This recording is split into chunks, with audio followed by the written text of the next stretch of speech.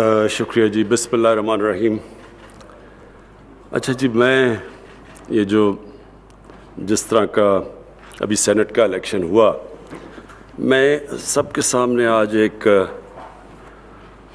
Report جو United nations کے secretary general نے اپنے نیچے ایک پینل بنائی, اور اس پینل کا نام ہے fact I, financial accountability, transparency اور انٹیگریٹی. یہ ایک پینل ہے. اس کی جو رپورٹ آئی ہے یہ آپ سب کے لیے بڑا, یعنی ہمارے ملکوں کے لیے, غریب ملکوں کے لیے, ڈیولپنگ ورلڈ کے لیے یہ بڑی خوفناک رپورٹ ہے. اس رپورٹ کے مطابق ہر سال 1000 ارب ڈالر غریب ملکوں سے اللیگلی منی لانڈر ہو کے یہ امیر ملکوں پہ جاتا ہے, اور یہ ٹیکس ہیونز پہ جاتا ہے, جس طرح جو آف شور اکاؤنٹس ہیں. اور جو ٹیکس ہیونز میں غریب ملکوں کا پیسہ پڑا ہوا ہے, چوری کا پیسہ, وہ 7000 ارب ڈالر ہے.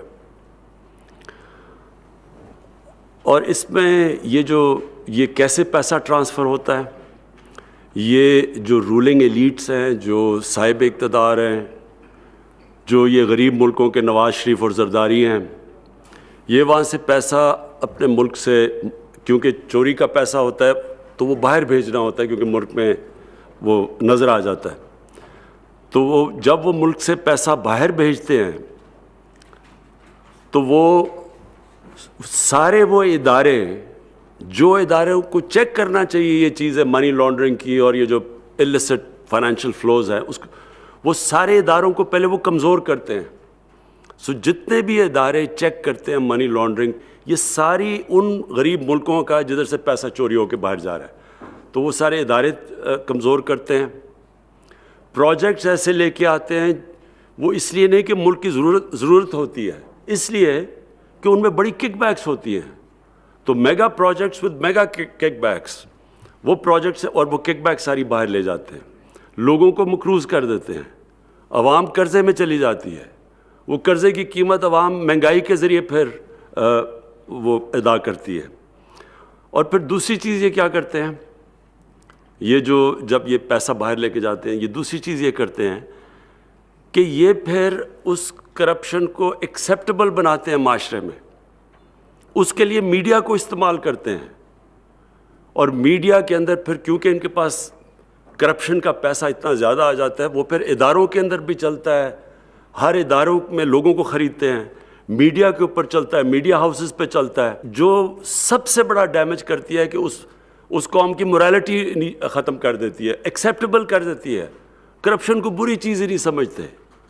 پھر ایسے فریزز آ جاتے ہیں کہ جی اگر کھاتا ہے تو لگاتا بھی ہے, اور یا ایک زرداری سب پہ بھاری, کہ ایک آدمی کرپشن کے پیسے سے لوگوں کو خریدتا ہے, اس کی کوئی بڑی چلاکی اور انٹیلیجنس اور اس کی سیاسی بصیرت کے اوپر وہ چلا جاتا ہے. یعنی کرپشن کو جو سب سے بڑا ڈیمیج ہوتا ہے کہ کرپشن کو ایکسیپٹیبل کروا دیا جاتا ہے. اور پھر ہوتا کیا ہے کہ ایک قوم کی جو اخلاقیات ہوتی ہے اس کو ڈیمیج کرتے ہیں. جو سب سے بڑا ڈیمیج ہوتا ہے کہ ایک ملک کی morality جب ختم ہو جائے, اور جب ملک کی morality ختم ہوتی ہے تو وہ ملک انصاف نہیں کر سکتا. آپ کے پاس مورل اتھارٹی اگر نہیں ہو, آپ انصاف نہیں کر سکتے. جس قوم میں مورل اتھارٹی نہیں ہوتی, وہ پھر طاقتور کے لیے ایک قانون لے کے آ جاتا ہے اور کمزور کے لیے دوسرا لے کے آ جاتا ہے. طاقتور کو NROs دے دیتے ہیں اور ڈیلز کر دیتے ہیں, صرف غریب لوگ جیلوں میں جاتے ہیں. اور ایکچولی ایک قوم تب تباہ ہوتی ہے, ایک قوم تب تباہ ہوتی ہے جب اس کے اندر انصاف کرنے کی ایبلٹی ختم ہو جاتی ہے.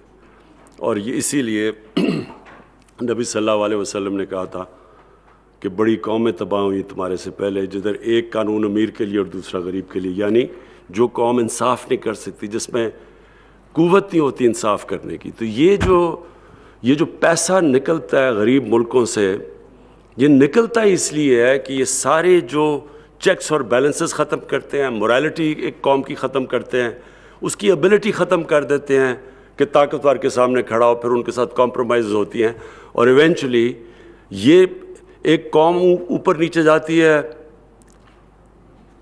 تو جرمنی تباہ ہو گئی تھی سیکنڈ ورلڈ وار میں.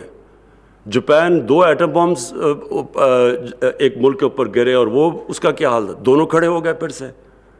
تو قوم کھڑی ہو جاتی ہے, لیکن جب اس کی مورالٹی ختم ہوتی ہے, اور یہ سب سے بڑا یہ جو ایلیٹس کرتے ہیں, یہ جو ایک ملک میں یہ جس طرح کہ ہم نے الیکشن میں دیکھا ہے, جو اوپنلی کہ پیسہ چل رہا ہے, سب کو پتہ ہے, جو تماشا دیکھا ہے, تو اس سے جب اس کو ایکسیپٹ کر جاتی ہے قوم, اصل میں سب سے بڑی تباہی تب آتی ہے.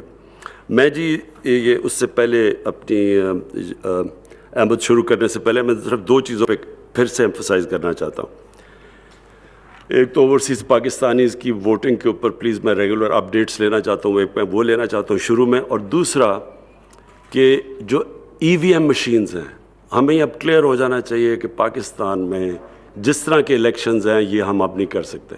ہمارے جو الیکشنز ہونے چاہیے وہ اب جس طرح امریکہ میں آپ کے سامنے وہ ٹرمپ کے الیکشن کی مثال ہے کہ جتنی بھی کوشش کر لی, ایک چیز نہیں وہ ڈھونڈ سکا کہ وہ کوئی کہہ سکے کہ جناب الیکشن میں دھاندلی ہوئی ہے, ادروائز وہ سارا الیکشن انال ہو جانا تھا.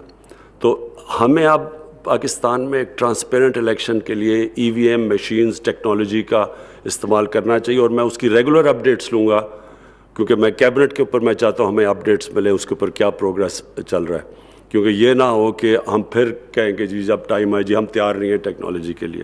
تو میں ان 2 کی اپڈیٹس لوں گا. احمد پلیز اب ایجنڈا شروع کریں.